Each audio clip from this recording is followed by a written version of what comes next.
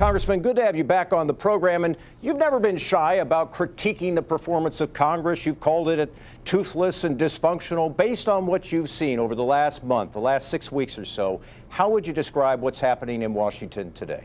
Well, it's become even more absurd political theater. And it's silly. I mean, because in large part, this is such a small problem, right? We're talking about a tiny fraction of the federal budget. But because everything in D.C. gets filtered through the prism of 2020 presidential politics or just the endless campaign more broadly, neither side can come to the table to negotiate. I will, however, applaud the White House for putting out a framework for a solution and a compromise. And I think if you actually dig into the details of their proposal, the president is not talking about a concrete wall from coast to coast.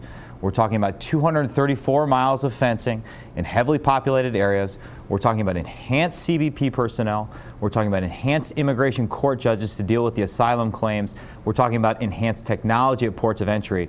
But for whatever reason, we can't get people at the table to actually negotiate an end to this very small crisis. And ultimately, this is the latest reflection of something we've known for a long time, which is to say Congress as an institution is fundamentally broken and in need of deep reform. You describe the current situation as absurd. But I want to ask you about the realities of where we are today. Are you concerned about safety, about national security? We have people on the job, whether they're air traffic controllers, whether they're TSA agents, whether they're FBI agents gathering intelligence, people not being paid as they go about these extremely important duties. Are you concerned that the country's safety, its security is at risk?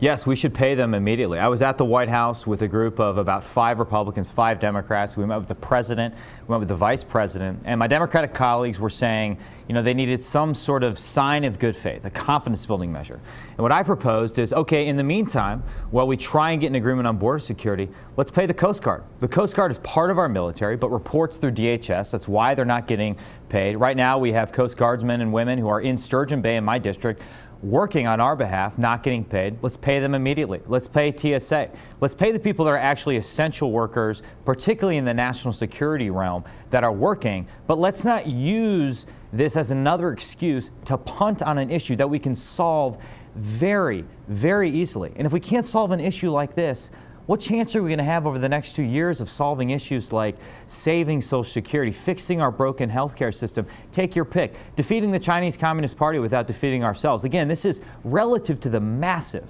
challenges we face. This one is easy.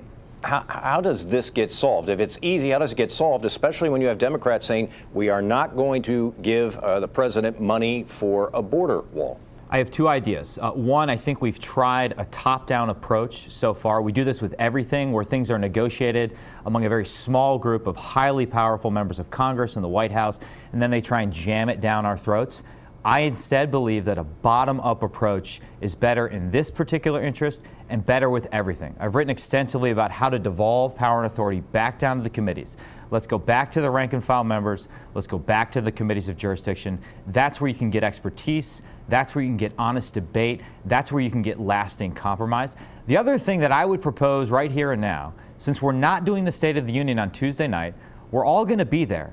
Let's get those rank and file members on both sides in a room. Let's do a lock-in for 3 hours, 4 hours, 5 hours, whatever we need to do. No phones, no press. Let's hash this thing out. Let's at least determine whether or not we agree on our goals. Do we support the same goal of getting 100% operational control of the southern border?